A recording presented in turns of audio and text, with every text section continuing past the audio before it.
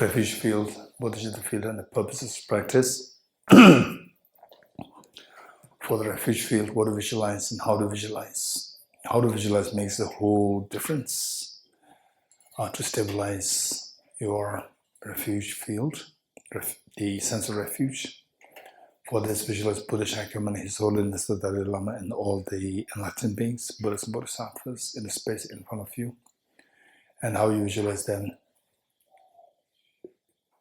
that they are so loving, caring, embracing, and imagining that it's like your mother who sees you as the whole world. This is how all the Buddhas and Bodhisattvas, they see you. They look at you that with total focus, attention, love, care, and embrace.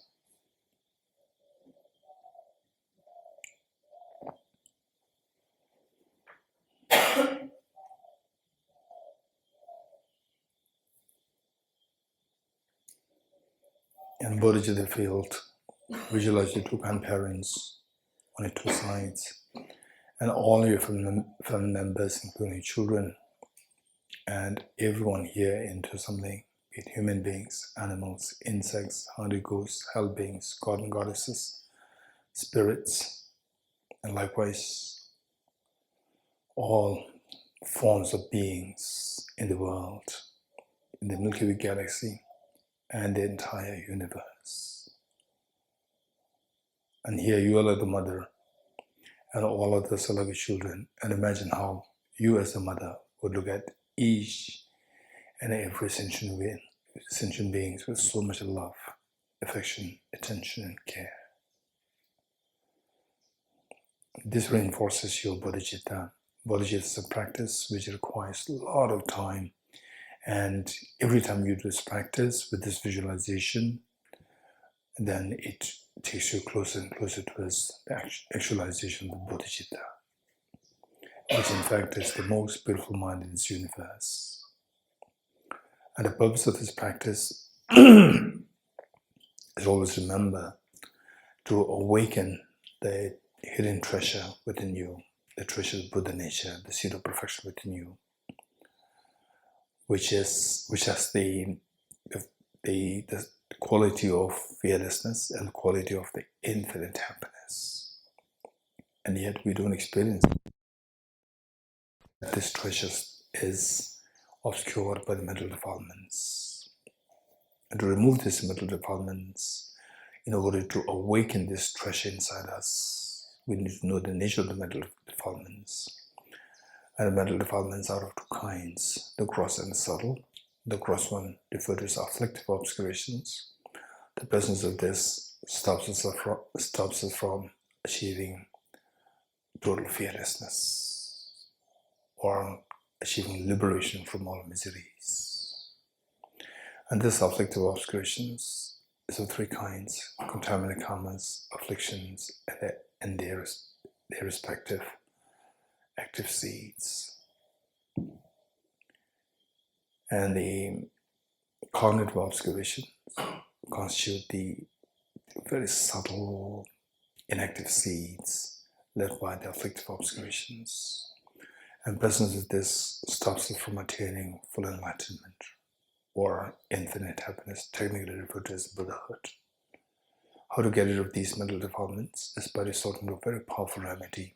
And given that all these defilements somehow are connected with the self-grasping ignorance, either in the form of self-grasping ignorance or its offshoots in the form of inappropriate attention or the gross afflictions such as attachment, anger, jealousy, and so forth, or the very subtle stains like the smell of the garlic, like the metal stains, which constitute the cognitive obscurations. Given that all these developments are related to the self-grasping ignorance, the remedy lies in the wisdom to see the reality as it is. So our job here is, in this life, is to see how much we can cultivate this wisdom, nurture this wisdom, cultivate and nurture the bodhicitta, cultivate and nurture the renunciation, and cultivate and nurture the single point of meditation, these 4 points.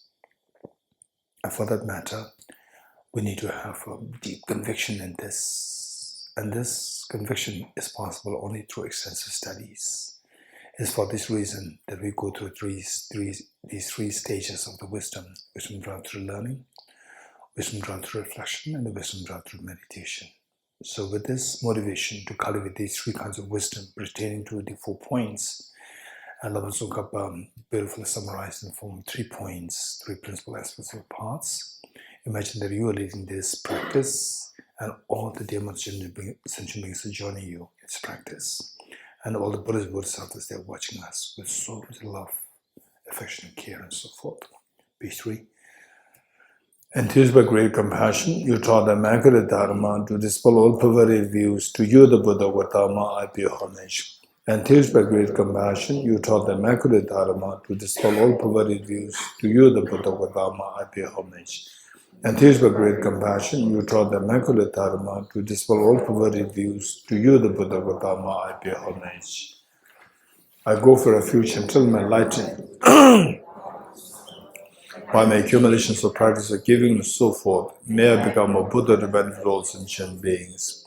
I go for refuge until I'm enlightened to the Buddha, the Dharma, and the Sangha. By my accumulations of practice of giving and so forth, may I become a Buddha to benefit all sentient beings. I go for refuge until I'm enlightened to the Buddha, the Dharma, and the Sangha. By my accumulations of practice of giving and so forth, may I become a Buddha to benefit all sentient beings. Sangye juda zoge junam lai chanjo bardo dane gyabzu chi age jinso gebe sonam ge chola penjire sangye dubare jo Sangye juda zoge junam lai chanjo bardo dane gyabzu chi Nage jinso gebe sonam ge chola benjire sanje dubare shu Sanje jula zoge jonam lai chanjo bado dane gyabzo je Nage jinso gebe sonam ge chola benjire sanje dubare shu Independent origination, there is no ceasing, no arising, no annihilation, no permanence, no coming, no separateness, and no sameness. I prostrate to the consummate Buddha, the supreme among all teachers, the one who taught this peace, which is freedom of aberrations. I prostrate to the mothers of the hearers, the Bodhisattvas, and the Buddhas, who through the knowledge of all these here is seeking pacification to complete peace, which through the knowledge of past holds the early and through the possession of which helps subdue its expanded varieties of teachings. The one who has transformed into the reliable guide, motivated by altruism to benefit sentient beings. The teacher, Sugata, and protector, to you are my prostrations. The one who has eliminated the web of conceptualizations and is endowed with the divine bodies of the vast and the profound, who eternally shines forth the full noble light rays. To you, the Buddha, I make prostrations. Inspired by wisdom and compassion, today in the Buddha's I generate a matter of full awakening for the benefit of all sentient beings. Om ye dharma hetu prabhavam hetum tesham tathagato yavatat Tesham chayo nirodha evam vati mahashramanaye svaha Om ye dharma hetu prabhavam hetum tesham tathagato yavatat Tesham chayo nirodha evam vati mahashramanaye svaha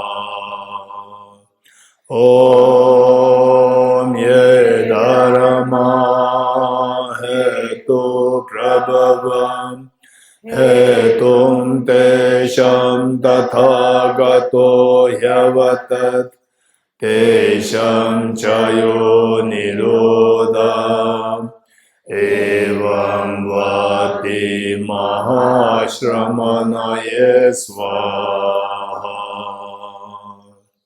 All phenomena arise from causes. The causes are taught by the Tathagata. The cessation causes as well as taught by the great seer. Profound, peaceful, elaboration-free, clear light and non-composite, such as nectar-like Dharma I have discovered, finding no one who can fathom this teaching in silence are eternal woods. Pure utterance, thought and expression is the professional wisdom, which is unborn, unseized, and has the nature of space. Is the object of apprehension of self-realized wisdom. To you, the mother of the Buddhas of the 3 times of the obeisance. All composite things are impermanent. All phenomena are the nature of emptiness and selflessness. Transcending sorrow is peace. The Guru is the Buddha, the Guru is the Dharma, likewise the Guru is the Sangha, the Guru is the source of everything wholesome, a good refuge in the Guru. By the sound of the vibrant drum of the Dharma, you liberate all beings of miseries. I beseech you to kindly remain and give teachings until the end of the expanse of billions of eons. The Buddha does not watch the negativities of beings, nor does he remove their miseries by his hands. His spiritual realization not transferred to them. It is by teaching the truth of the suchness that the beings are liberated. With folded hands, I beseech the Buddhas of all directions to shine the light of Dharma for all bewildered in misery's gloom. If you are attached to this life, you are not a spiritual practitioner. If you are attached to samsara, you have no renunciation. If you are attached to your own self-interest, you have no bodhicitta. If there is grasping, you do not have the view. Praise to Shakyamuni Buddha, page 14.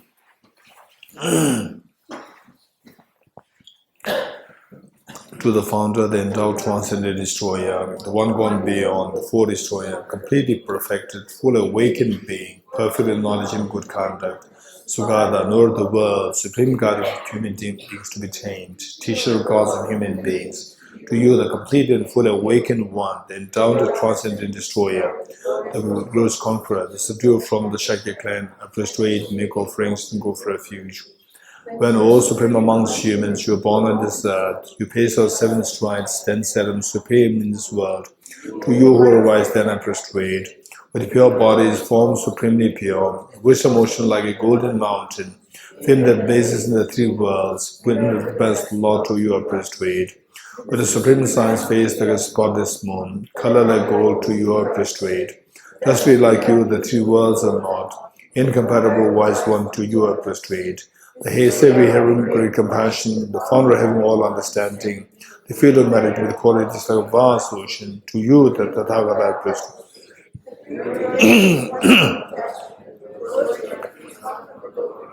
The one path, the sublime pure reality, to the Dharma that pacifies I prostrate. Those who are liberated and also show the path to liberation, who they feel qualified with realizations, to you the Sangha I prostrate. Do not commit any non-virtuous actions, perform only perfect virtuous actions, subdue your mind thoroughly, this is a teaching of the Buddha. A star, a visual aberration, a flame of lamp, an illusion, a drop, a dew, a dream, a flash of lightning, a cloud, see conditioned things as such. Through this marriage may sentient beings attain the rank of all seeing, subdue the 4 faults, and be delivered from samsara's ocean, perturbed by the waves of aging, sickness, and death. Heart Sutra, page 29. The Professional Wisdom Sutra. I prostrate to the irretrievable gem, and thus did I hear at one time the Buddha was dwelling on the mass of Vulture's mountain in Rajgriha, together with a great community of monks and a great community of bodhisattvas. At that time, the Buddha was absorbed in the concentration on the categories of phenomena called profound illumination. Also at that time, the Bodhisattva, Mahasattva, Arabodhiteshvara looked upon the very practice of the profound illumination of wisdom and beheld those 5 aggregates also as empty of inherent nature. Then through the body of the Buddha, the Venerable Shariputra said this to the Bodhisattva, Mahasattva, Arabodhiteshvara: how should any child of the lineage who wishes to practice the activity of the profound professional wisdom train? He said that, and the Bodhisattva, Mahasattva, Arabodhiteshvara said this to the Venerable Shariputra: Shariputra, any son of the lineage or daughter of the lineage who wishes to practice the activity of the profound professional wisdom should look upon it like this, correctly and repeatedly, beholding those 5 aggregates also as empty of inherent nature. Form is empty. Emptiness is form. Emptiness is no other than form. Form is also no other than emptiness. In the same way, feeling, discrimination, composite factors, and consciousness are empty. Shariputra, likewise, all phenomena are empty, without characteristic, unproduced, unceased, stainless, not without stain, not deficient, not fulfilled.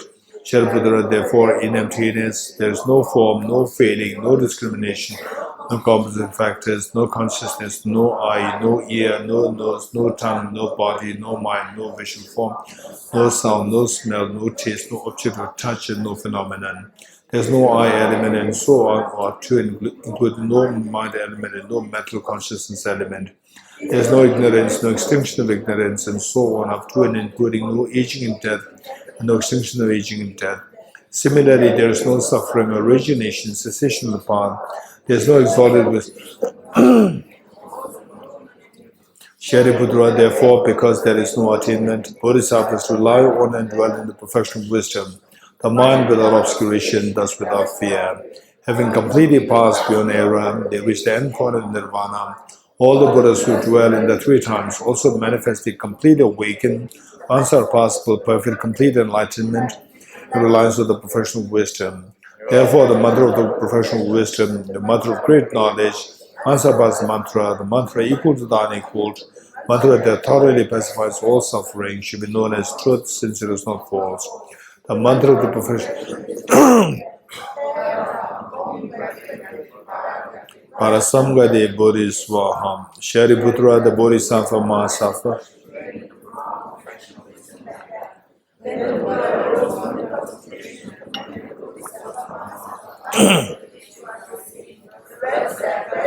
Some of the lineage, it is like that, it is like that. One should practice a profound professional wisdom, just as you've indicated, even the Tathagatas rejoice. The Buddha having thus spoken, the Venerable Sharitvatiputra, the Bodhisattva, Mahasattva, Arabhadagiteshvara, those surrounding the entirety, along with the world of gods, humans, asuras, and gandharvas, were overjoyed and highly praised that spoken by the Buddha. Let us imagine that we are all there in on the Vulture's Peak, and the Buddha Shakyamuni, His Holiness the Dalai Lama, Arabhadagiteshvara, Shariputra, they all reside there. And you are there in the first row, and surrounded by your two parents, all the ascension beside you. And this is what you are committing yourself to undertake the journey of the mind, to remove mental defilements, to uncover the Buddha nature within you, and all the sense makes to join you.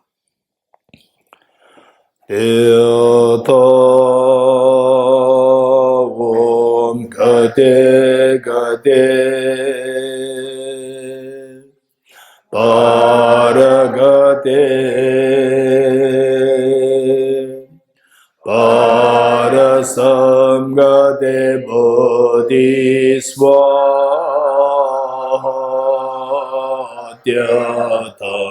Om Gate Gate Paragate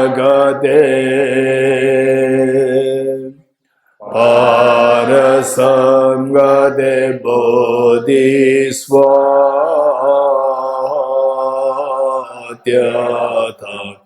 Om Gate Gate Paragate Parasamgate Bodhisvaha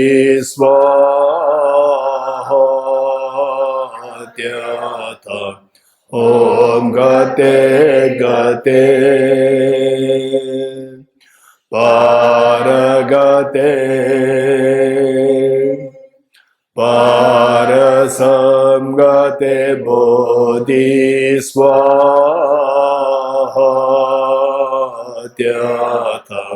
Om Gate Gate Paragate Parasamgate Bodhisvaha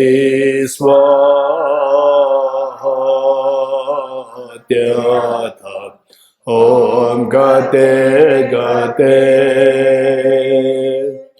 Paragate Paragate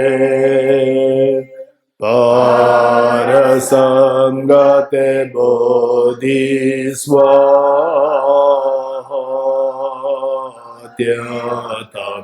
Om Gate Gate Paragate Parasangate Bodhiswaha.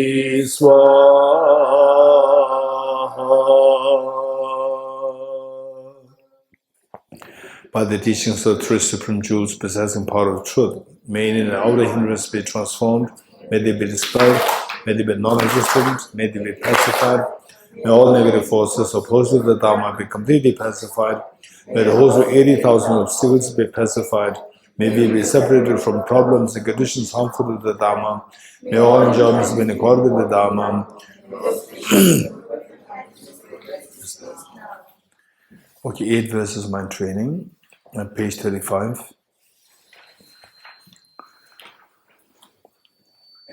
With the determination to achieve the highest aim for the benefit of all sentient beings, which surpasses even the wish-fulfilling gem, may hold them dear at all times. Whenever I interact with someone, may I view myself as the lowest among us all, and from the very depths of my heart respectfully hold others as superior. In all my life, as soon as mental and emotional afflictions arise, as they endanger myself and others, I strongly confront them and avert them. When I see beings of unpleasant character and those oppressed by strong negativity and suffering, I hold them dear, for they are rare to find, as if I have discovered a jewel treasure. When others out of jealousy treat me wrongly with abuse, slander, and scorn, may I take upon myself the defeat and offer to others the victory. When someone whom I have helped or in whom I place great hopes mistreats me so extremely hurtful ways, may I regard them still as my precious teacher. In brief, may I offer benefit and joy to all my mothers, both directly and indirectly. May I quietly take upon myself all hurts and pains from my mothers. May all these remain undefiled by the stains of the 8 mundane concerns. Devoid of clinging, be released from bondage. From my two collections, vast the space that I've amassed, from working with effort at this practice for a great length of time, may I become the shield-leading Buddha for all those whose minds were blinded by ignorance. 7 in practice, the next page, page 37. I bow down to the youthful Arya Manjushri, you the Buddhas, the lions amongst humans. In the worlds of 10 directions, to all of you with body, speech, and sincere mind, I bow down, with the energy or aspiration for the Bodhisattva way, with a sense of deep respect, and with as many bodies as atoms of the world. To all you Buddhas visualize as real, I bow down. On every atom that Buddhas, numberless atoms. Each amazes holds the Bodhisattvas, and I'm confident the sphere of all phenomena is entirely filled with the Buddhas in this way. With infinite oceans of praise for you, and oceans of sound from the aspects of my voice, I sing the breathtaking excellence of Buddhas and celebrate all of you Sugatas. Beautiful flowers and regal garlands, sweet music, scented oils and parasols, sparkling lights and sublime incense, I offer to the victorious ones the Buddhas. Fine dress and fragrant perfumes, sandalwood powder heaped high as Mount Meru, all wondrous offerings in spectacular array, offered to victorious ones. By transcendent offerings, peerless and vast, with profound admiration for all the Buddhas, we stand to conviction in the Bodhisattva way, offer and bow down to all victorious ones. Every harmful action I have done with my body, speech, and mind, overwhelmed by attachment, anger, and ignorance, all these are openly laid bare before you. I lift my heart and rejoice in all the merits of the Buddhas and Bodhisattvas in 10 directions, of solitary realizers here still training and those beyond, and of all ordinary beings. You who are the bright lights of the worlds in 10 directions, who attain the Buddha's omniscience through the stage of awakening, all you who are my guides, please stand the supreme will of Dharma. With palms together, I earnestly request, please stay with us for aeons, numberless as atoms of the world, for the happiness and well-being of all wanderers in samsara. Whatever slight merit I may have accumulated by making prostrations, offerings, and confessing, or rejoicing and requesting that the Buddha stay and teach, I now dedicate all this for the full awakening all beings. What's your mental offering?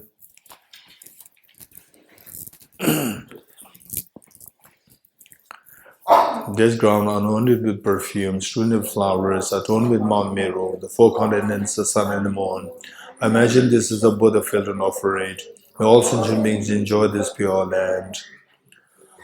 O Sajjada Gil Georgia Mandotam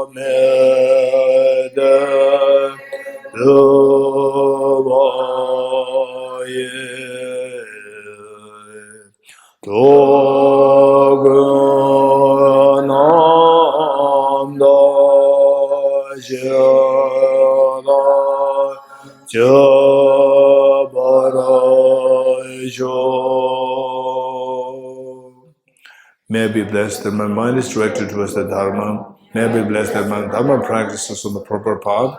May I be blessed that the path is free of flaws. And may I be blessed that flaws are seen in the light of exalted wisdom. Becoming utterly frustrated with ignorance that grasps the true existence, please bless me with genuine renunciation, seeing all aspects of samsara as vicious and repulsive. Please bless me that my mind soon overflows with the precious Bodhicitta that cherishes others more than myself. Please bless me to have an immaculate experience of the wisdom of emptiness that does not see even an atom of intrinsic reality or the basis of understanding how things come into being by dependent origination through mere conditioning. Please bless me that my mind soon overflows with the precious wisdom of non-duality of bliss and emptiness. Edam Guru Ratna Mendalavam Niratiyami. With the foundation of all good qualities, by Lama Tsongkhapa. The foundation of all good qualities is a kind and perfect pure Guru. Correct devotion to him is the root of the path. By clearly seeing this and applying great effort, please bless me to rely upon him with great respect, understanding that the precious freedom of this rebirth is found only once.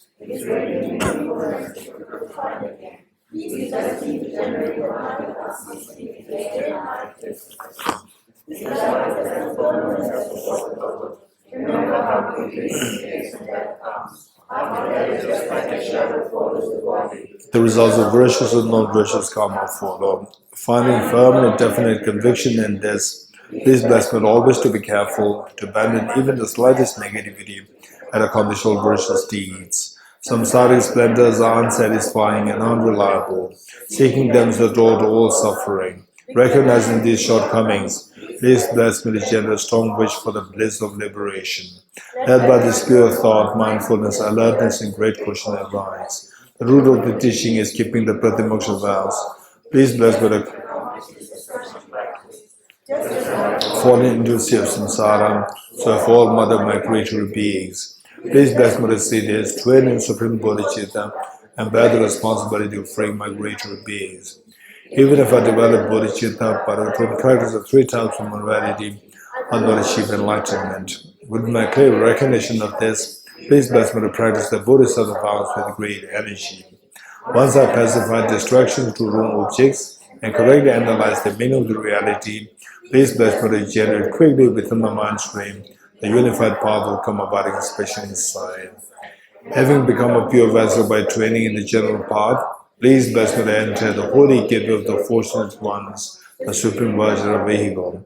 At that time, the basis of accomplishing the 2 attainments is keeping pure and samaya. As I become firmly convinced of this, please bless me to protect these vows and pleasures like my life.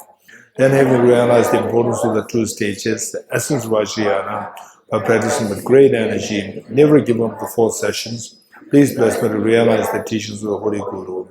Like that, may the Gurus who show the noble path, and spiritual friends who practice it have long lives, and please bless me to pacify completely without any inner hindrances. in normal lives, never separated from perfect gurus, may enjoy the magnificent Dharma by completing the qualities of the stages and the paths, may return in the state of Vajradhara.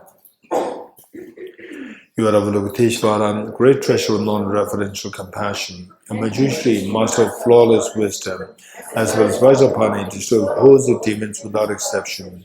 Sankaba, crown jewel of the stages of the red of snows, Lobsang Taba, at your feet, I make prostrations.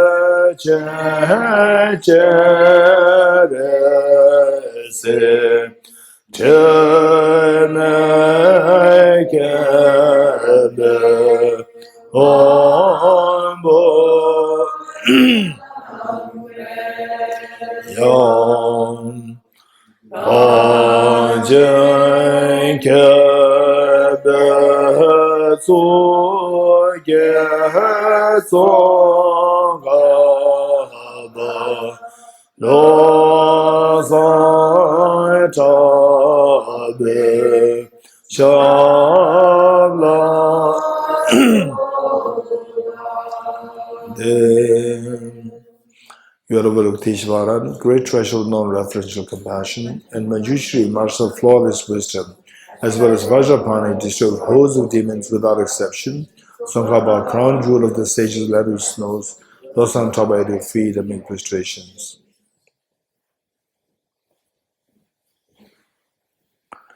Okay, generating the Mada Constant Yoga in Tibetan, Tamje Neju Sim Kyepa. For this, we will do the 4 practices. The first, the single point meditation, 5 minutes. And now no more instructions.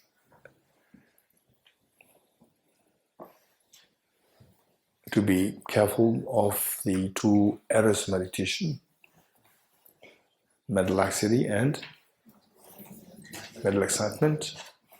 To be careful of these 2 things. And if you are not careful with these 2 things, if you let it happen like this, without keeping watch on these 2 things, then the danger is that no matter how long you practice this single point meditation, you will never improve. Not only that, you build a very bad habit. Then in future lifetimes, you practice the single point meditation, while other people progress so fast, you'll find it very difficult to progress because we have built a very bad habit of going to luxury and excitement in your past lives. So in this life, you should be very careful to make sure that all these practices you do them properly. Okay, and then how to keep watch of these 2 things. mental laxity and excitement is by resorting to the two remedies, introspection and mindfulness. Okay, ready? 5 minutes.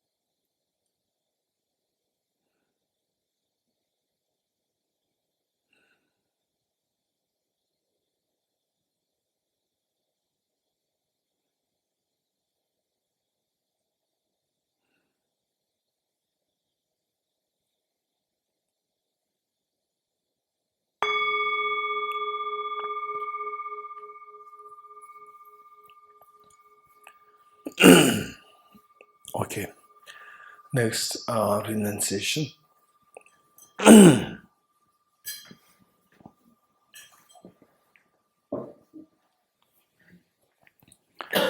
Renunciation on the basis of the four seals. And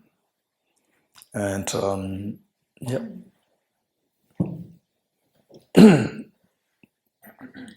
Ready? Renunciation. Given that this is an analytical meditation, just try best to follow the instructions and see how much you can reflect on the meanings, and try as much to invoke the respective experiences. And as I give the instructions, there are always a tendencies that we tend to correlate, or we tend to contrast. We tend to say this, look for the similarities, the contrast with what you've learned before. Don't do that. In this meditation, just try to follow instructions and make the most of invoking the experiences to the best you can. At times, it can become very superficial. It doesn't matter. This is how we have to practice. And you can correlate with what you've learned before, not now, but later on. If you want to do that, you can compare, contrast later on. Okay. A renunciation. Renunciation is to renounce your miseries. It's not to renounce the happiness. Oftentimes people are very naive to think that Buddhism, everything is renunciation, to renounce your happiness. There's not a connotation. It's to renounce your miseries. In the first place, why we come to Buddhism is expecting that the miseries that you already have, they are mitigated, or they can be got rid of. This is, with that expectation we came to Buddhism, and the Buddhism should have that potential to get rid of these miseries. So how to get rid of these miseries? Only and only if one gets rid of the cause of the miseries. He dharma hetu prabhava. All these phenomena, they arise from the causes. So what are the causes of miseries? As we learned before, the contaminant karmas, afflictions, inappropriate attention, and self-grasping ignorance. And finally, this is all rooted to the ignorance, which the Buddha identified as the four misperceptions. To get rid of these four misperceptions, Buddha taught the four seals. First, all composite things impermanent. These impermanents are three kinds, gross and subtle. We have to reflect on both, the gross as well as the subtle. First, with the gross one, the wonderful moments in our life, the birthday parties, the family gatherings, friends gatherings, and so forth. However beautiful they are, they're all impermanent, they're all gone. And the beautiful moments of Christmas, Diwali, New Year, Chinese New Year, Tibet New Year, and all these beautiful moments, again, like a fleeting phenomena, they disappear. And youth, which we feel so proud of, which makes our life so easy, it also disappears. Believe it or not, 200 years ago, the people on this earth, if not 7 billion human beings, for sure 4 billion human beings at the time, and there were some who were younger than you, who were older than you, who were same as yours. Where are they now? They're all gone. Whether the aspirations, the conflicts, aspirations, careers, and so forth, whether they accomplish or not, they're all gone. And today, you have your aspirations, you have your own careers in your mind. 200 years down the line in the future from today, everyone will be gone. The 8 billion human beings, they will all gone then. This is reality. And this impermanence is possible only if there's the momentariness involved there. All composite phenomena should necessarily be marked by momentariness, instantaneity involved there.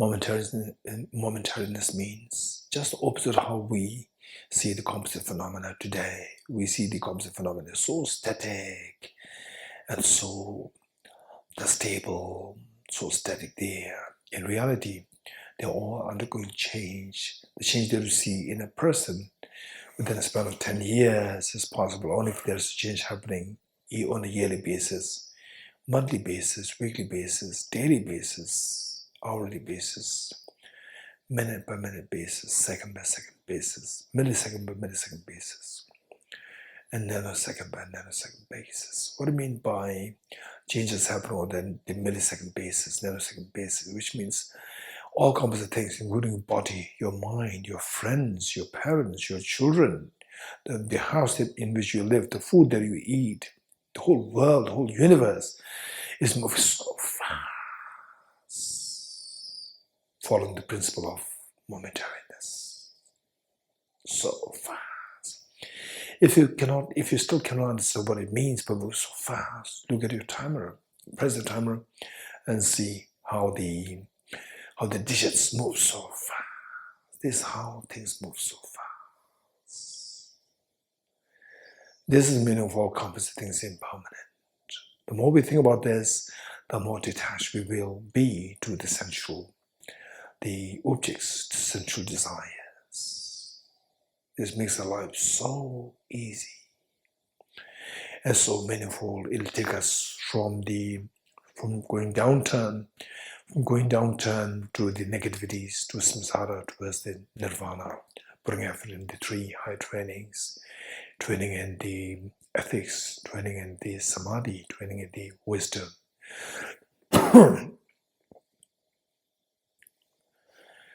Just imagine that if the world is seen as so moving so fast, it is like you being a stranger throwing you in a very fast moving train. The faster the train moves, the more the fear. Why? Because we don't know where this train is taking us. This is how we are trapped in this very fast moving train of the body, of the mind, of the world. Where is this fast moving train taking us?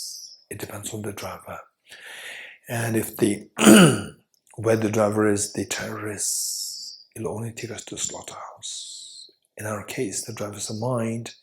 Although the mind per se is not the terrorist, but this mind is under the sway of the 2 demons, the worst of contaminations, which is self-grasping ignorance. And when this self-grasping ignorance is influenced, swayed by the self-centered attitude, it only gives rise to the miseries of sickness, aging, death, tension, depression, anxiety, anguish, and so forth. Which even a single moment of such a tragedy is extremely agonizing, extremely painful. The one moment is the experience of which simply nullifies all the past moments of the celebrations, festivities, birthday parties, and so forth. That's very true. One moment of having the experience of losing your near and dear ones is extremely painful. The whole world shatters. Whole world turns so gloomy, grim, and heavy. That's true. This is the meaning of all contaminated things are suffering nature.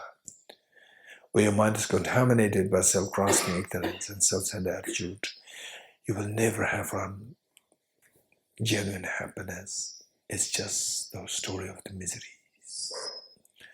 That's very true.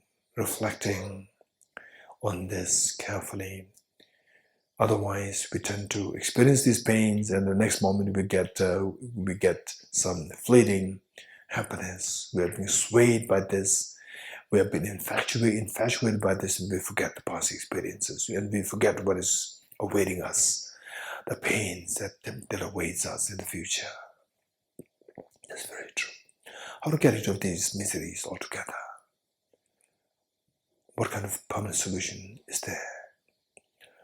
Yes, they will never come to an end on their own, the way the manner in which 2020 came to an end on its own.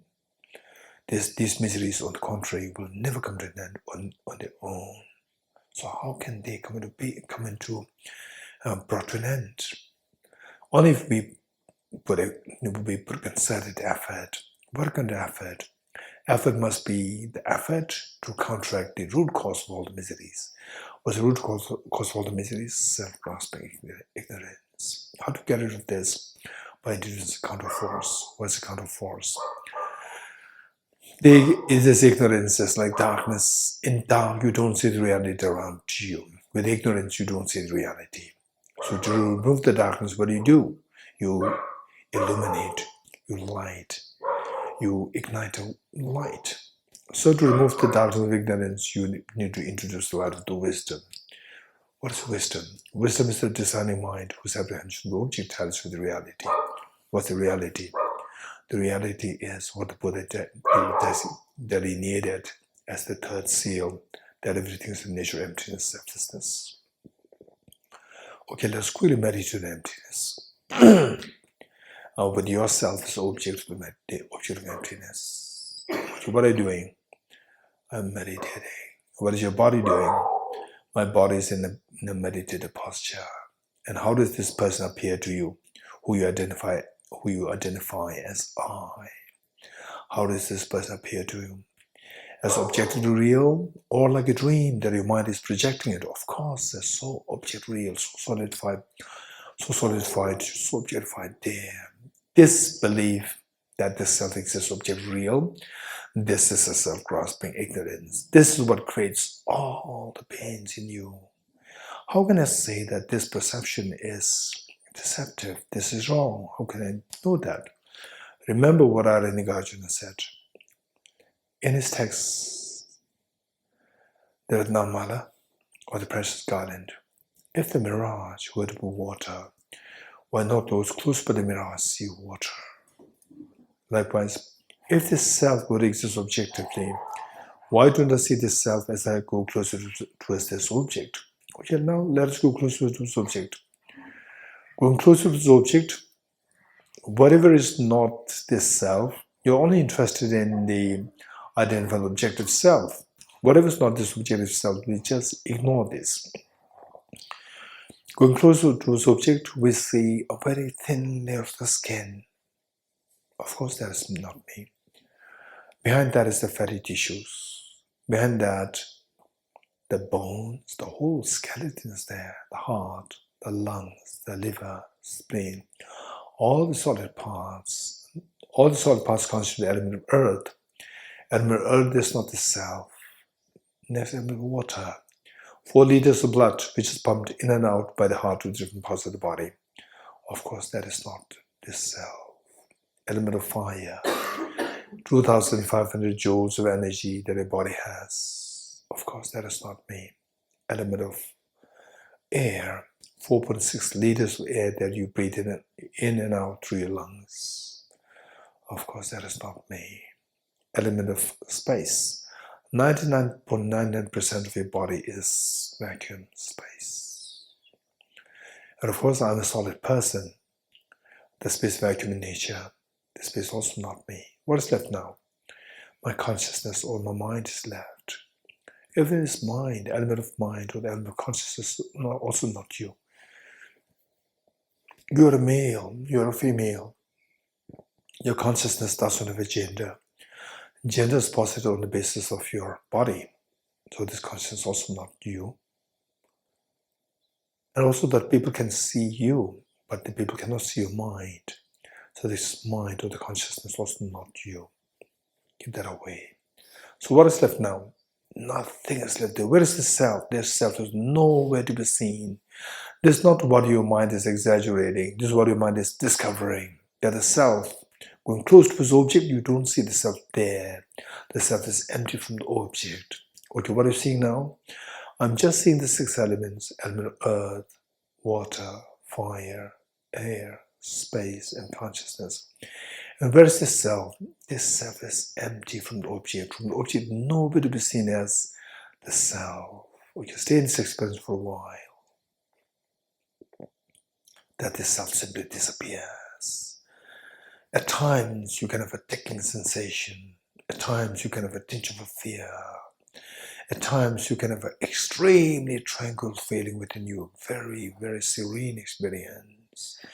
Should any of these experiences comes to you, you're very fortunate. If not, don't worry. It's a matter of how much you study, you reflect and you meditate, and these experiences are bound to happen to you over time. Okay. Yes, no doubt this experience is so precious, so profound. What's the benefit of this? Yes, just as the self disappears in the experience of emptiness, even your miseries which you don't like, the sorrows you dislike to experience, all these experiences of pains, agony, anxiety, stress, and so forth, when subject to the same ultimate analysis, we see that they will likewise disappear the way in the manner in which this self disappears. To discover that even these miseries, they are like dreams. These miseries dissolve in this experience of emptiness. This is the meaning of transcending sorrow is absolute peace. You transcend sorrow by experiencing the emptiness of this sorrow. Since experience for a while.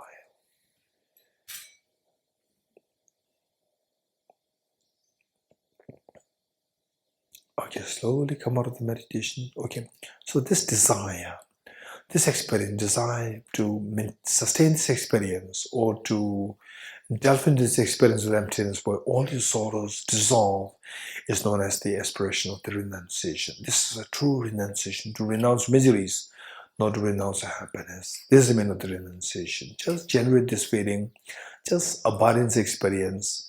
May I experience this emptiness where all my miseries dissolve, where all my sorrows dissolve, where I transcend the sorrow, which is absolute peace. Just in this, abide in this experience for a while.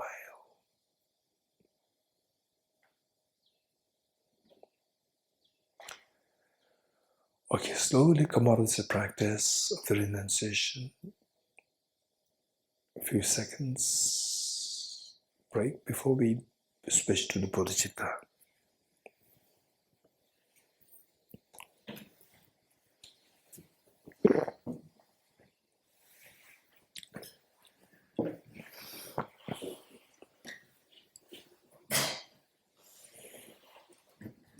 Ready? Okay. Now for the Bodhicitta, this is extremely precious meditation. And this Bodhicitta will never arise unless until you meditate on the 2 methods. The 7-fold cause-effect method, which is Bodhicitta, and the method of equalizing the exchanges of others. So to which we're going to learn in the next today and the next few days. So in lieu of that, we practice the 4 immeasurables And today we'll do the first two again, the way and manner which we did yesterday. And yeah, and at times this practice may sound so superficial. Don't worry at all. Just do this. And this is the meaning of the practice. Had been the case that you practice it and then naturally the bodhicitta arises so spontaneously, then it's not a practice. You don't require a practice. So practice means it doesn't come naturally. You have to, sometimes you have to fake. Sometimes you have to just mimic. And then gradually it'll become real. This is the nature of mind, how the mind works. So with this mind, immeasurable compassion. How good would it be that all my dear mother sentient beings are freed from suffering and the causes of suffering. May all my dear mother sentient beings be freed from suffering and the causes of suffering. I'll take the responsibility that all my dear mother sentient beings are freed from suffering and the cause of suffering. The Buddhas and Bodhisattvas, witnessing that we make such a courageous commitment to take the responsibility of all the dear mother sentient beings to get rid of their sufferings, their intense happy and proud of you, the way and manner in which the mother, after all these many years of raising her children, for the first time, her eldest daughter, just age 12, and their son, age 11, they come to the mother, telling the mother, "Mother, please take rest. You have done everything for us. You have given so much love, affection. You sacrificed everything for us. Now when we are grown up, we'll take care of you. We'll take care of all my siblings." And imagine how proud, how happy the mother feels, tears rolling down her cheeks. This is exactly what is happening to all Buddhist Bodhisattvas today, that you made such a courageous commitment. This pride and happiness that the Buddhist Bodhisattvas experience, they makes their compassion omniscient minds to send for nectars and the nectars and soothing lights towards you and all ultimate sentient beings.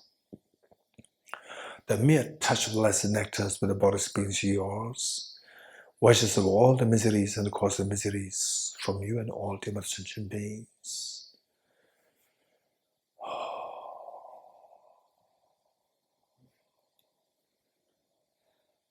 And you witness such a miracle is happening towards all the ultimate sentient beings. You're intensely happy. Take 3 deep breaths, sang with relief.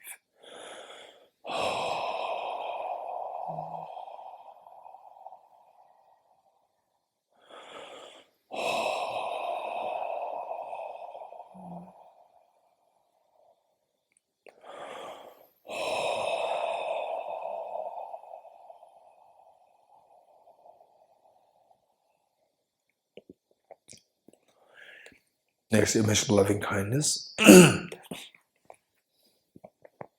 How good would it be that all my dear mother sentient beings are endowed with happiness and the causes of happiness. May all my dear mother sentient beings be endowed with happiness and the causes of happiness.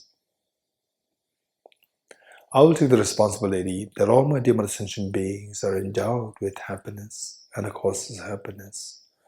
The Buddhas and Bodhisattvas, witnessing that you make such a courageous commitment, the intensely happy and proud of you, this pride and happiness invoke their compassionate omniscient minds to send for the nectars of soothing lights towards you and ultimate sentient beings.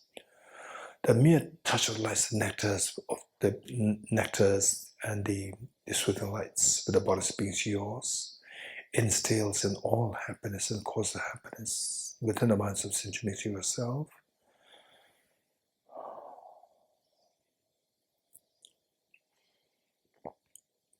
And you witnessing such a miracle is happening towards all the different sentient beings. You're intensely happy. Take 3 deep breaths, sound with relief.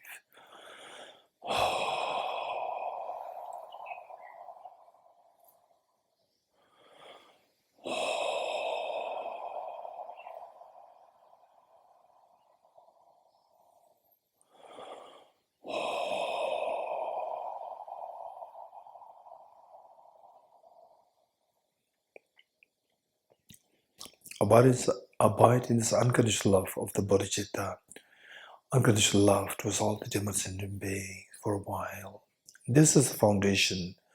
This experience of the unconditional twist beings is going to be the foundation for you to generate Bodhicitta, the most beautiful mind in this whole universe. Imagine that you are looking in the eyes of each of the sentient beings, giving them the assurance that I'm there to take care of you and everyone.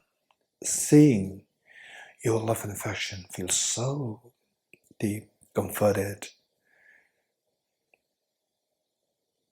to the extent that each one of them feels themselves so special in the eyes. With his mind, with folded hands, let us make a Bodhicitta commitment 3 times together.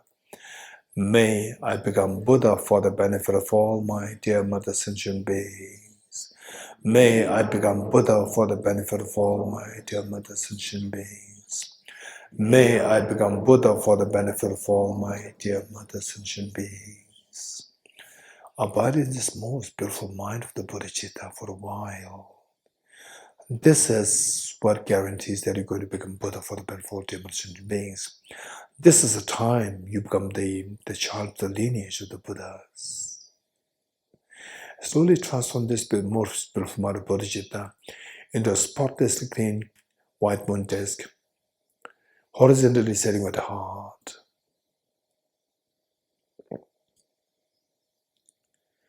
Okay, that's amazing that you made such a courageous commitment to become Buddha. But how come that you can become a Buddha? How do you know that you can become Buddha?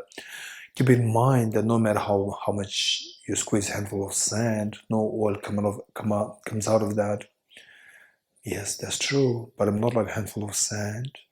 Instead, I'm like a handful of sunflower seeds, squeezing which the oil does come out. Of the Buddha nature within me, with effort, it manifests in the form of full-fledged Buddhahood. But how come that it has never manifested in the form of full-fledged Buddhahood since time immemorial till now? And today, how come that you can expect that to happen?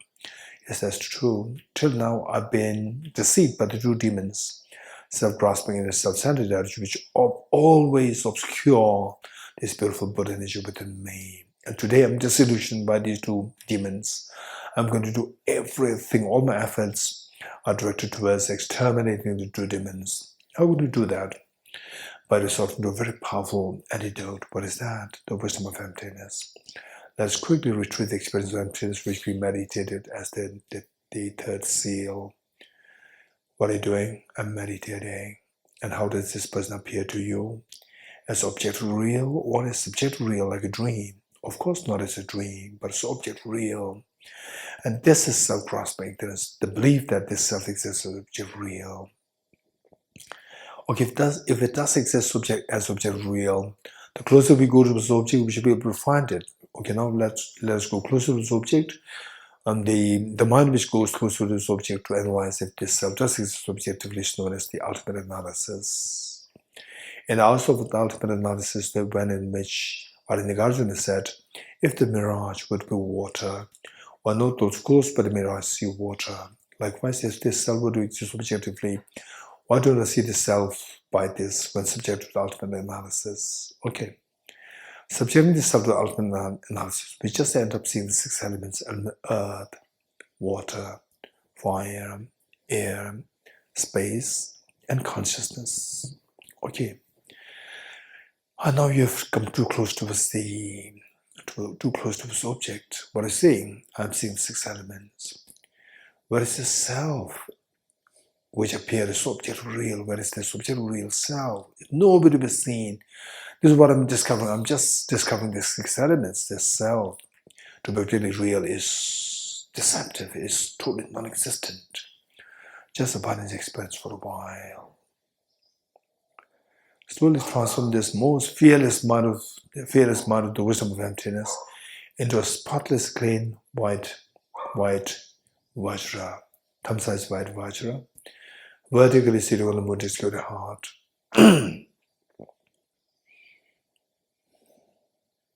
Okay, it's amazing. You have this moon, which is symbolic of the conventional Bodhicitta, which is the final remedy to overcome your self-centered attitude. And Vajra symbolic of the ultimate Bodhicitta, the non-dual wisdom of the Arya Bodhisattvas. That guarantees that you're going to exterminate all the mental defilements, be it afflictive or the cognitive obscurations. That's amazing. So this guarantees that my Buddha nature is going to be activated fully, to the extent that I become fully awakened being, the way the Prince Siddhartha became the Buddha Shakyamuni, the awakened Buddha Shakyamuni. Yes, that's true. I'm so fortunate. But let us not forget your two parents, your children, and all the other sentient beings around you. They are suffering terribly. That's true, but the intense compassion towards them, this compassion that you generate now towards all the beings, invoke the Vajramuni at your heart, multiply infinite number of times. Share one set with the Vajramuni, with the mother at the heart, one set with the father at his heart, one set with each one of your children, your family members, with each of the beings, the sentient beings here in Thosamling memory, with your sentient beings here in India, in your country, in the world, in the entire Milky Way galaxy, and in the entire universe. Now, everyone, all the sentient beings, the trillions, billions, trillions of sentient beings in the forest, billions, trillions of sentient beings in the ocean, in the world, in the universe. Now, they have, each one of them, they have the share of the Vajramoon, which you have so lovingly, compassionately shared. That's amazing. And let's not forget, all Buddhist Bodhisattvas are there watching us with so much love, affection, and pride that they feel to see what are you doing today. Why not we invite all the Buddhist Bodhisattvas to be the guest and the witness to undertaking the ceremony of taking the auspicious Bodhisattva vow, as a gesture of making request to all the Buddhist Bodhisattvas to be the guest and the witness to taking the auspicious Bodhisattva vow. Along with all the other sentient beings, let us slowly stand up to make 3 prostrations to all the Buddhist Bodhisattvas.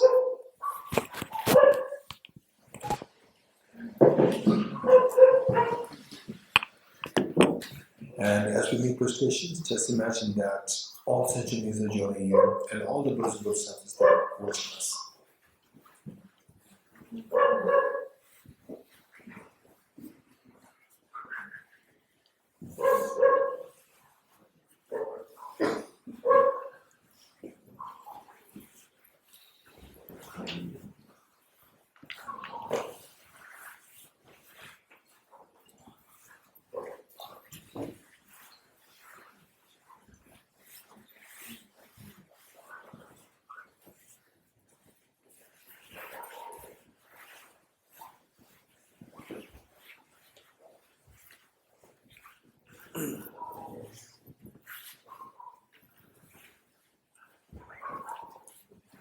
Okay, if possible, sit on your right knees.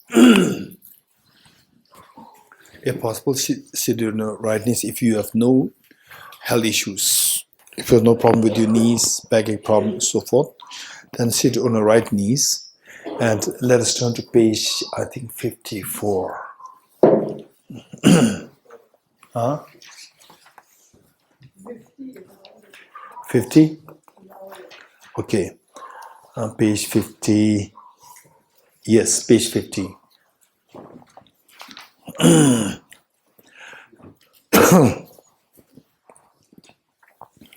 Okay.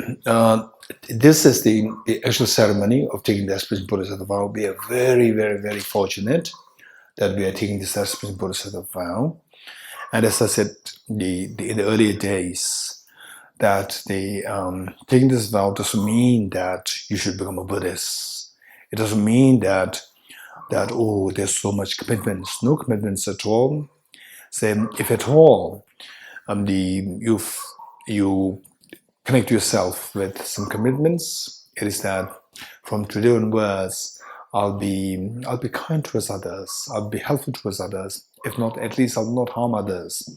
If this is, in other words, sometimes you can become angry, but it doesn't mean that you have to surrender to the anger. Anger can spontaneously arise within you be mindful that, okay, now look, the anger has arisen within me, and I should not surrender to this. I should not become the slave of this, meaning that you just reinforce this anger physically and verbally. This is what we should try to stop. So as a part of this, just imagine that all the Buddhist Bodhisattvas are watching us. Imagine that a young child, you as a very young girl or a young boy, age 4 or 5, for the first time in your life, you are making a public appearance on behalf of your school, and your parents, they take this as a great pride for them, and because of you, just to give you moral support, emotional support, and they leave all the works for that day. They come to a part of the audience and waving their hands to you, telling you that we are here, you are doing so good. We feel so proud of you, and they wave their hands to you. This is what all the Buddhist Bodhisattvas they are doing today. They are so proud of you, like you as a small child. For the first time, you are making this performance of taking the aspect Bodhisattva vow, and the Buddhist Bodhisattvas, they're extremely, like your parents, they're extremely proud of what you're doing today. And you as the eldest child, although you are just such a tender young child, age 12, age 11, but you take with you, along with you, all your smaller siblings, younger siblings with you, encouraging them to do the same thing, to take the aspect Bodhisattva vow. You are taking all the Dhamma Sanjimings with you. So with this mind, the first verse we are reading, we have known the meaning so well, and I'll quickly explain this. So in a way, what kind of commitment they're making is that the commitment to become Buddha for the benefit of sentient beings. So this journey to Buddhahood is extremely important, the most important journey, but of course, it'll take time, because this is such a noble journey. It requires a great support, and the greatest of the support that you can think of is the Triple Gem, the Buddha, Dharma, and Sangha. The first line reads, "I go for refuge to the Triple Gem." And then this journey involves the road. Road must be clear. If the road is blocked by the boulders, the trees, and so forth, you cannot undertake the journey. This road is none other than your own mind. Your mind must be removed, must be freed of the boulders of the negativities, the negative thoughts, negative karmas, afflictions, so forth. And the best way by which to purify them is by confessing the negativities. The second line says, "I confess the negativities individually." And now the road is very clear, but the car does not have fuel. Again, you cannot undertake this journey. So this car is none other than your own mind, and this mind should have the inner fuel of the merit. So that the best way in which to accumulate the enormous amount of merit and virtues is by rejoicing the virtues of other beings. So third line says, "I rejoice in the virtues of other beings." Okay, now the road is very clear. The car is enough fuel. The question is, what kind of a journey are you going to undertake? So I'm going to undertake the journey of the Buddhahood. The fourth line says, "I hold the precious Buddhahood in my heart." Okay, with this mind, just imagine that you are leading the ceremony, and all the Dhamma sentient beings, they're like the younger siblings. They're all joining you through your encouragement, and all the Buddhist Bodhisattvas, like your parents, they're watching us with so much excitement, affection, and love. I go for refuge to the Triple Gem. I confess the negativities individually. I rejoice the virtues of all the beings. I hold the precious Buddhahood in my heart. I go for refuge to the Triple Gem. I confess the negativities individually. I rejoice in the virtues of all the beings. I hold the precious Buddhahood in my heart. I go for refuge to the Triple Gem. I confess the negativities individually. I rejoice in the virtues of all the beings. I hold the precious Buddha in my heart. I go for refuge to the Triple Gem. I confess the negativities individually. I rejoice in the virtues of all the beings. I hold the precious Buddha in my heart. The next two verses, you can take the expression Bodhisattva vow just with the first verse. And whereas if you want to include the second two are so precious. So the beginning by invoking the gurus, Buddhas and Bodhisattvas to pay heed to you. We have already invited Buddhas and Bodhisattvas to be the witness to undertaking the aspiration Bodhisattva here. And then when you look at the history of the humanity, so who was that who was able to help all the demon sentient beings? We see that Prince Siddhartha did it. And how did he do this? So likewise, there were so many hundreds and thousands and billions and trillions of the Buddhas who did the same thing. How did they succeed in this journey to benefit all the demon sentient beings? If you look at the secret of their success, we come to unfold two things. That initially they generated very strong bodhicitta, the wish, the altruistic wish to become Buddha for the benefit of sentient beings. And the second factor is to materialize this aspiration, they engage in the Bodhisattva practices, the 6 perfections and the 10 perfections. 6 perfections plus 4 making 10. 6 perfections, perfection of generosity, ethical discipline, patience, enthusiasm, meditative concentration, and wisdom. And plus 4, skillfulness, aspiration prayers, power, and the primordial wisdom. So total making 10. So by engaging these 10 practices, they materialize this aspiration, the bodhicitta, and eventually become the Buddha, full-fledged enlightened being to benefit all the demon sentient beings. This is the first verse. The second verse is, if that is the case, then I will also follow their footsteps. I will also generate very strong motivation of bodhicitta, and I'll also engage in bodhisattva practices. Okay, as you do this, and if you start to feel the pain in your legs, please sit comfortably. This pain should not stop you from your reflections. Okay, so reflections are more important. Gurus, Buddhas, and Bodhisattvas, please pay heed to me. Just as previous Buddhas have generated the mind of bodhicitta, and just as they successfully dwell in the Bodhisattva practices, likewise for the benefit of all sentient beings, I will generate the mind of bodhicitta, and likewise shall I too successfully follow the Bodhisattva practices. Gurus, Buddhas, and Bodhisattvas, please pay heed to me. Just as previous Buddhas have generated the mind of bodhicitta, and just as they successfully dwell in the Bodhisattva practices, likewise for the benefit of all sentient beings, I will generate the mind of bodhicitta, and likewise shall I too successfully train in the Bodhisattva practices. Gurus, Buddhas, and Bodhisattvas, please pay heed to me. Just as previous Buddhas have generated the mind of bodhicitta, and just as they successfully dwell in the Bodhisattva practices, likewise for the benefit of all sentient beings, I will generate the mind of bodhicitta, and likewise shall I too successfully dwell in the Bodhisattva practices.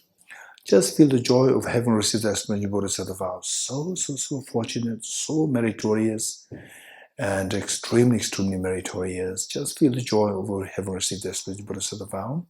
And just imagine that all the Buddhas, Bodhisattvas, they are so proud of you.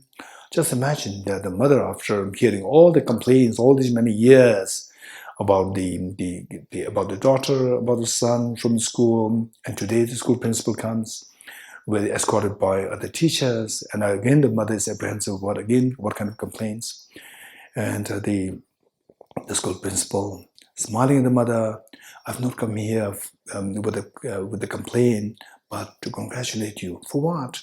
That your daughter and your son, 2 of them are appointed as selected as the best students of the school for this year. Mother could not believe her ears. This is exactly what happens today. All the Buddhas, Bodhisattvas, since time immemorial, they've been hearing about the complaints that you have been doing, that we have been doing only bad things, negative karmas, and so forth, afflictions, and so forth.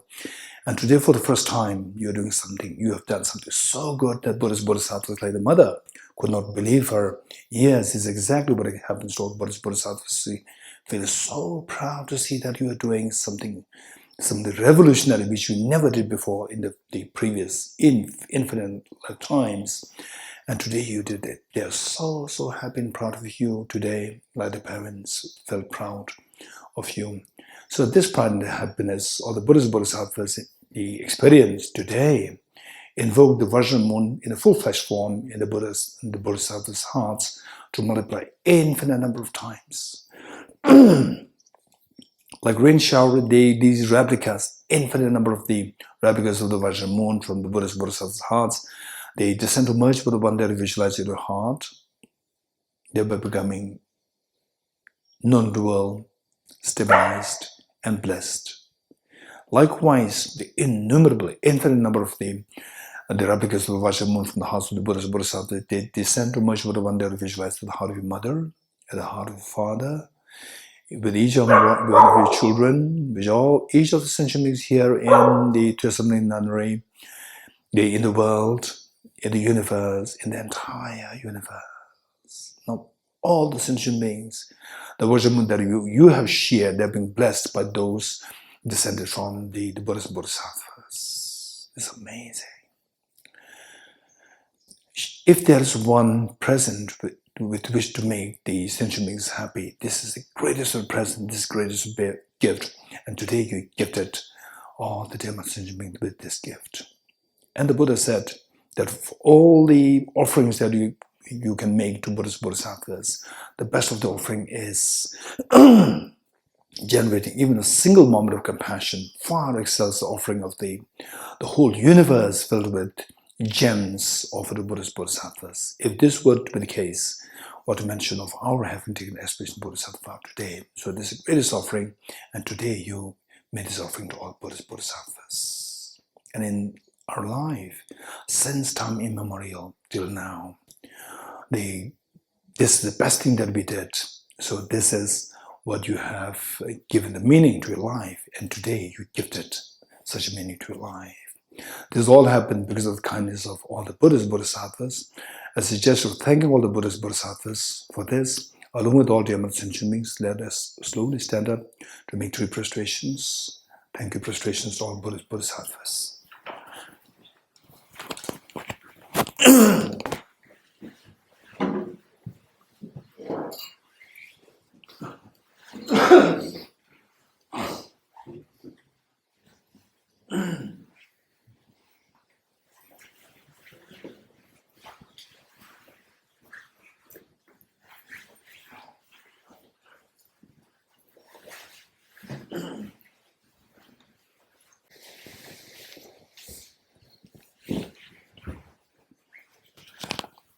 Okay, please sit comfortably.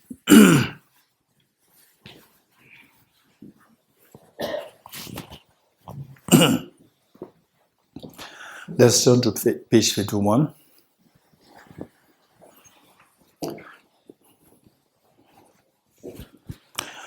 Okay, so we are very fortunate that we took this aspiration Bodhisattva vow today in this life. But what about next life? Will we meet with these teachings on Bodhicitta, wisdom and emptiness in their future lives? How to make it happen? So we never know. But there are means by which to guarantee that these things happen, is to include that in the form of very powerful prayers. For example, in this life, you have all come to this retreat. You heard the word Bodhicitta retreat, and so voluntarily through your own volition, you came here for this retreat. Then what about next life? There's 8 billion human beings on this earth, and just imagine how many of them have heard this word Bodhicitta. How many do you think have heard the word the wisdom of emptiness? Just only a handful of people out of these 7 billion human beings. Then what about all the trillions and trillions and trillions of sentient beings on this planet Earth? How many of them heard this word Bodhicitta? So for us, what guarantees us that we will hear the same teaching on Bodhicitta, wisdom, emptiness in the future lifetimes? Very scary. So we are like a handful of the very fortunate beings who encounter with this teaching. So how to make it happen in the future lifetimes? One is by including this in the form of very powerful prayers. So the verse that we have included here in this book, page 51, the first verse, this is to connect us with these 2 teachings in the future lifetimes. Then the next point is that, for example, the Tibetans in general, 99% of the Tibetans, by birth, they're already connected with these teachings. But how many of them are serious? Right here, how many Tibetans are there? Raise hands. How many Tibetans? Raise hands. 1, 2, 3, 4, 5, 6. 7. How many Ladakis? 8, 9, 10, 11, 12, 13, 14. Right? I don't think there are like 18 Ladakis, 14 Ladakis in the world. I think there are like 10 or 12 Tibetans in the world. There are so many Tibetans, 6 million Tibetans. And how many Ladakis? 3 lakh Ladakis. But how many? Only like 6 or 7 are here. So what I'm saying is that out of these many beings who are connected with the Dharma already, but how many of them are serious? So we require 2 things. One, to be connected. If you are not connected, and oftentimes some of my friends who met with the Dharma later in their life, and then they see the wonder of emptiness, they see the wonder of the Bodhicitta. Oftentimes what they tell me is that it's been too late that I come in contact with the Dharma. I wish I had met with the Dharma way earlier in my life. So, meeting with the Dharma is also very precious. But it doesn't guarantee that meeting with the Dharma, you will swiftly go into the practice of Dharma. Not necessary. Meet with Dharma and then you can be very casual. So, what is required? Meeting with Dharma is very important. Then number 2 is, once you met with Dharma, you are very serious. So how to make it serious? How many of you are very serious celebrating New Year, birthday? Huh? How many of you are, there's so much joy there, right? But the joy, you don't even want you want to extend this birthday, right? If possible, for 2 days, 3 days, 4 days, right? But when you are very young, you want the holidays to be extended. Why? Because you love it, you enjoy this. So, when you hear the word Bodhicitta, when you hear the word the wisdom of emptiness, at such an early age, when you were aged like just 2, 3, 4, just hearing this word, it is like hearing the birthday party, right? If this what happens, then you will very intensely go into this practice. So 2 things required. 1, to be connected with the Dharma of the Bodhicitta, the wisdom of emptiness. Then number 2, once connected, then you go seriously into this practice, intensely. So for that matter, 1 is to include this in the form of very powerful prayers. Then number 2 is to try to invoke the spirit of joy when thinking about the Bodhicitta, when thinking about the wisdom of emptiness. So the first stanza, first verse is related to including the form of very powerful prayer to be connected with the Dharma, and the following verses, they're extracted from Lama, the Bodhisattva Shantideva's text, to invoke the joy in thinking about Bodhicitta, wisdom, emptiness. Okay, we'll say this together. Throughout my future lifetimes, may I always be guided by the compassionate Buddha and be able to uphold the true precious Bodhicittas, even at the cost of my life. Throughout my future lifetimes, may I always be guided by the compassionate Buddha and be able to uphold the true precious Bodhicittas, even at the cost of my life. Throughout my future lifetimes, may I always be guided by the compassionate Buddha and be able to uphold the true precious Bodhicittas, even at the cost of my life. In order to further increase this bodhicitta from now on, those with discernment who have lucidly seized and awakened the mind of bodhicitta in this way should highly praise him in the following manner. Today my life has borne fruit. Having well obtained this human existence, I've been born in the family of the Buddha and now one of Buddha's children. Thus, whatever actions I do from now on must be in accord with the family, and never shall I disgrace or pollute this noble and unsullied race. Just like a blind man discovering a jewel in a heap of rubbish, likewise by some coincidence an awakened mind has been born within me. It's a supreme ambrosia that overcomes the sovereignty of death, is an inexhaustible treasure that eliminates all poverty in the world, is the supreme medicine that quells the world's disease, is a tree that shelters all beings wandering and tired on the path of conditioned existence, is the universal bridge that leads to freedom from unhappy states of birth, is the dawning moon of the mind that dispels the torment of disturbing conceptions, is the great sun that finally removes the mist ignorance of the world, is the quintessential butter from the channel of the milk of Dharma. For all those guests traveling on the path of conditioned existence who wish to experience the bounties of happiness, this will satisfy them with joy and actually place them in supreme bliss. Today, in the presence of all the protectors, I invite the world to be guests at a festival of temporary and ultimate delight. May gods, demigods, and all be joyful. Direction prayer. I dedicate the marriage thus gathered towards the realization of the deeds and the prayers of the Buddhas and the Bodhisattvas for 3 times, and to the upholding of the doctrine, scripture, and insight. May I in all lives, through the force of this merit, never separate from the 4 wheels of the Mahana vehicle, and accomplish all the stages of the path, renunciation, Bodhicitta, perfectly in the 2 stages. From my 2 collections, vast space that have amassed from working with effort, just practice for a great length of time, may I become the chief leading Buddha for all those whose minds, wisdom eyes blinded with ignorance. Deyata Om Gate Gate Paragate Parasamgate Bodhiswatyata Om Gate Gate Paragate Parasamgate Bodhiswatyata Om Gate Gate Paragate Parasamgate Bodhiswatyata Om Gate Gate Paragate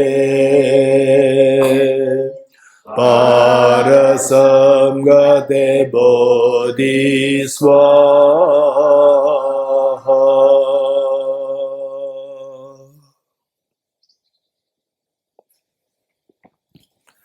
We hit 3 prostrations together.